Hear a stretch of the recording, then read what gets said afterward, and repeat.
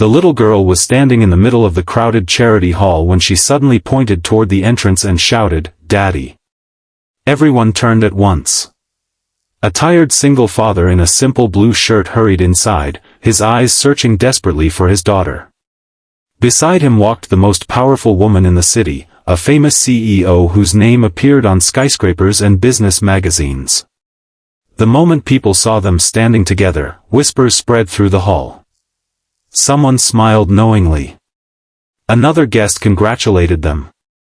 Then an elderly woman gently touched the CEO's arm and said, "You two make such a lovely family." The CEO looked at the embarrassed father, glanced at his daughter holding both their hands, and simply smiled. When the father quietly asked her if she wanted to correct the misunderstanding, she leaned closer and whispered, "Why correct them?" Neither of them realized that those 3 words would change their lives forever. Before we continue, if you believe kindness can give people a second chance, please take a moment to like this video, share it with someone who needs a little hope, leave a comment, and subscribe to Little Kindness Tales. Your support helps bring more stories of compassion, family, and unexpected second chances. The single father was named Everett Rowan, a 34-year-old maintenance technician who had learned how to become both mother and father to his 7-year-old daughter, Maisie. Everett's life had never been easy. After losing his wife several years earlier, he had promised himself that his daughter would never feel alone, even if he sometimes felt completely exhausted inside. He worked long shifts repairing heating systems, elevators, and electrical equipment in office buildings. In the evenings, he cooked simple meals, checked Maisie's homework, packed her school bag, and listened to every little story she wanted to tell him before bedtime. He did not have much money, but he had built a small, warm world around his daughter. Maisie, however, had noticed something her father tried very hard to hide. He was tired.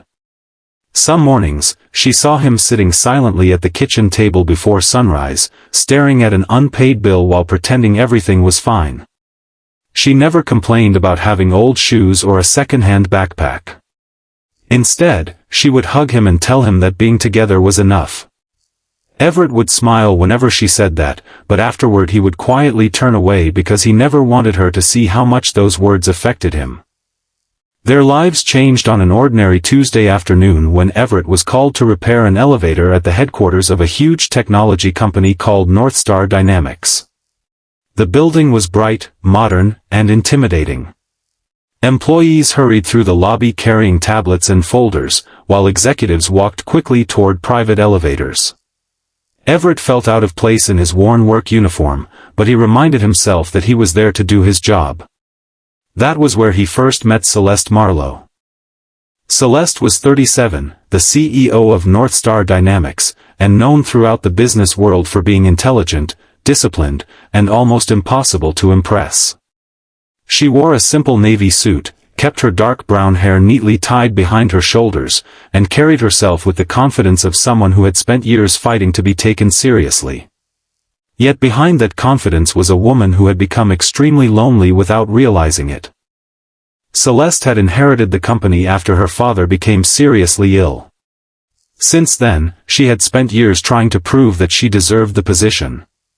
Employees respected her, investors trusted her, and competitors feared her. But almost nobody knew that she often ate dinner alone in a quiet apartment after spending 14 hours in meetings. Their first real conversation happened because of Maisie. Everett had brought his daughter with him that afternoon because his regular babysitter had canceled unexpectedly. He had asked Maisie to sit quietly in the lobby while he completed the repair. She had been drawing pictures in a notebook when Celeste walked past and noticed the colorful sketch. It was a picture of a family standing beneath a huge blue sky. There were 3 people holding hands. Celeste stopped. She looked at the drawing and asked Maisie who the third person was. Maisie innocently answered that she did not know yet. Celeste smiled and said perhaps the picture was waiting for someone important. When Everett returned, he apologized repeatedly for Maisie being there. Instead of being angry, Celeste surprised him by saying that Maisie had made her day better. That small moment became the beginning of an unexpected friendship. Over the next few weeks, Everett was called to North Star Dynamics several times. Sometimes the elevator needed maintenance. Sometimes a broken light needed attention. And somehow, Maisie always managed to find Celeste whenever she visited the building. Celeste began bringing Maisie books. Everett started helping Celeste understand the ordinary employees who worked beneath the executives because he noticed things she never had time to see. She began realizing that Everett treated everyone with the same respect, whether they were executives or cleaners. One afternoon, a young employee dropped an entire stack of documents in the lobby. People walked around him without stopping. Everett immediately knelt down and helped gather the papers. Celeste watched from a distance. That evening, she realized she had spent years looking for impressive people while overlooking kind ones. Their friendship slowly became something neither expected. Celeste began joining Everett and Maisie for lunch at a small neighborhood cafe. She discovered that Everett could make her laugh without trying. Maisie began calling their lunches the three-person meetings, and Celeste secretly loved the name. Then came the charity event. North Star Dynamics was hosting a daytime community fundraiser at a large garden hall. Everett had been invited because he had helped repair equipment for several community centers supported by the company. Maisie came with him, wearing a simple blue dress. Celeste arrived shortly afterward. She was dressed elegantly but casually, and when she saw Maisie, her expression immediately softened. The three spent the morning together, helping distribute books and school supplies to children. They looked so comfortable beside one another that guests began making assumptions. At first, Everett ignored the whispers. Then a woman congratulated Celeste on her beautiful family. Everett froze. Celeste simply smiled. A second guest said they had been wondering when the couple would finally announce their marriage. Everett's face became red with embarrassment. He gently leaned toward Celeste and told her they should probably explain. That was when she smiled and quietly said, "Why correct them?" Everett stared at her. Celeste looked toward Maisie, who was happily showing a group of children her drawing. For a brief moment, Celeste's expression became emotional. She did not want to correct them because, for the first time in years, she understood what it felt like to stand somewhere and feel as though she belonged. But the rumors did not remain harmless. By the following week, photographs from the charity event were circulating online. Business blogs began speculating about Celeste's secret personal life. Investors started asking questions. Some executives privately accused Everett of using his friendship with the CEO to gain advantages. Everett was devastated. He had spent his entire life working honestly, and now people were treating him as though he had planned everything. He decided the only way to protect Celeste was to step away. He stopped visiting North Star. He stopped answering her calls. Maisie noticed immediately. One evening, she asked why Celeste wasn't coming to lunch anymore. Everett told her that sometimes people had to give each other space. Maisie looked at him sadly and said that adults always made things complicated.